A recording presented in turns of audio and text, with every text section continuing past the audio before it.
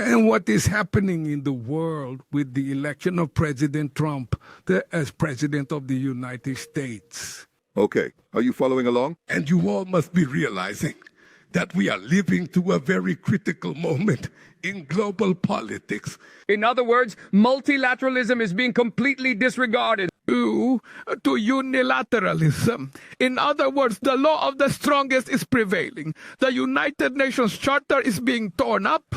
And instead of us reforming the United Nations, which we have been demanding since I became president back in 2003, the reform of the United Nations with the inclusion of new countries, with the entry of Mexico, Brazil, and an African nation, what is actually going on? President Trump is proposing to create a new, and that he alone owns the UN.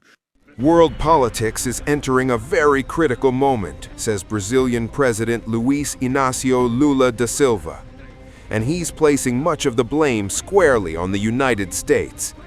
At a public event in Salvador, Lula sharply criticized his U.S. counterpart, Donald Trump, accusing him of trying to restructure global diplomacy in Washington's favor. Lula said Trump's proposal for a so-called peace council amounts to an attempt to create a new United Nations, one where the American president would effectively be its owner.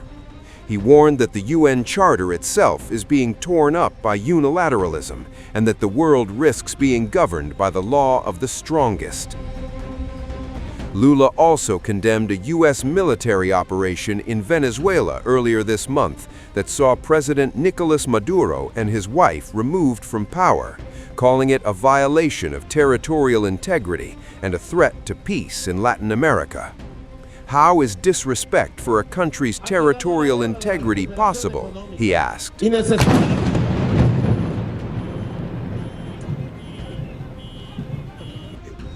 The Brazilian leader reiterated that Brazil seeks constructive relations with nations including the United States, Cuba, China, India, and Russia, but says Brazil rejects armed conflict and unilateral domination. "I do not want to wage armed war with the United States," Lula said, emphasizing Brazil's commitment to peace. The rural workers, specifically those from the landless movement, if we as a people do not actively involve ourselves in the political process, if we don't come to an understanding that we absolutely must grasp the concept that having an interest in politics does not equate to endorsing or supporting anything that is wrong. To truly embrace politics is to take on the responsibility of defining the vision we want for our movement, but also the future we desire for our entire country. Rui Costa, Paulo Teixeira, Gleice Hoffmann, fellow members of the movement's leadership, we are living in this historic moment. It's the highest and the lowest accumulated inflation in Brazil's history, Juan Paulo. In the next, that is the lowest accumulated inflation rate in Brazil over a period of 4 years. It is precisely during this period. It is the lowest unemployment rate ever recorded in Brazil's history. It is also the largest number of people actively employed. It is the largest overall wage bill. It is the largest volume of exports and the largest inflow of direct foreign investment capital ever seen in Brazil. And what is happening in the world with the election of President Trump as President of the United States. Okay, are you following along? And you all must be realizing that we are living through a very critical moment in global politics. In other words, multilateralism is being completely disregarded. To unilateralism. In other words, the law of the strongest is prevailing. The United Nations Charter is being torn up. And instead of us reforming the United Nations, which we have been demanding since I became president back in 2003, the reform of the United Nations with the inclusion of new countries, with the entry of Mexico, Brazil, and an African nation, what is actually going on? President Trump is proposing to create a new, and that he alone owns the UN. This is a moment of renewal here, but João Paulo managed to stay. Just look at that. Brazil does not have a preference for any particular relationship.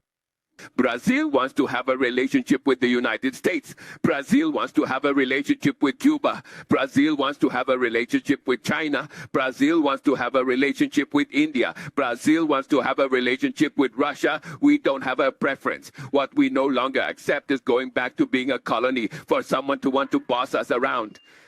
I want to meet with the rural movements collective in this country. So I don't want armed conflict with the United States. I don't want armed conflict with China. I don't want armed conflict with Russia, not even with Uruguay or with Bolivia. I want to wage war with the power of persuasion, with compelling arguments, with narratives that clearly demonstrate that democracy is truly unbeatable if we don't seek to impose ourselves on others, but instead share the good things we possess. Precision. Because we are currently going through a very sensitive and delicate period. I get so indignant every single night thinking about everything that has happened in Venezuela. I simply cannot believe it. Maduro was fully aware that there were 15,000 American soldiers present in the waters of the Caribbean Sea. He knew that every day there was a threat. Every single day there were threats. What I mean is these guys enter Venezuela at night. They're going to the fort, which is a military barracks where Maduro used to live. And they take Maduro away. And nobody knew that Maduro had gone away. I mean, how is such a blatant lack of respect for a country's territorial integrity even possible? For those people, I would wish for a complete and thorough accounting of all. We are going to contest the elections. We are going to contest the elections. I don't know who we'll be running with. I don't know with whom, but there's a period coming in March or April when political parties will hold their conventions and everyone will choose their candidate. What I can say to all of you is the following statement. Let them all come, whoever they may be. Let them all come, whoever they may be. Let anyone come who will. We are going to show that this is truly the year of truth. We are going to make it clear that the lie will not prevail. We are going to show that anyone who has their cell phone to tell lies, to spread fake news, can stop putting that cell phone away. Because this year is truly the year of truth. Even the Landless Movement's Congress.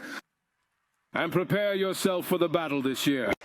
Lula's speech also touched on domestic politics as he called for truth in the run-up to Brazil's general elections in October, warning against the spread of fake news. The Peace Council initiative Lula criticized was proposed by Trump in Davos at the World Economic Forum, where Washington invited multiple countries, including the United Arab Emirates, Egypt, Qatar, Turkey, Hungary, Morocco, Argentina, and Paraguay to take part.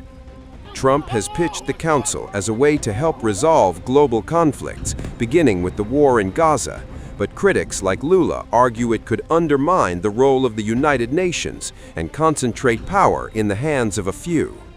As global tensions rise over military actions in Venezuela, debates over the future of global governance and the relevance of long-standing multilateral institutions are now front and center, with Brazil positioning itself as a vocal defender of sovereign equality and collective diplomacy.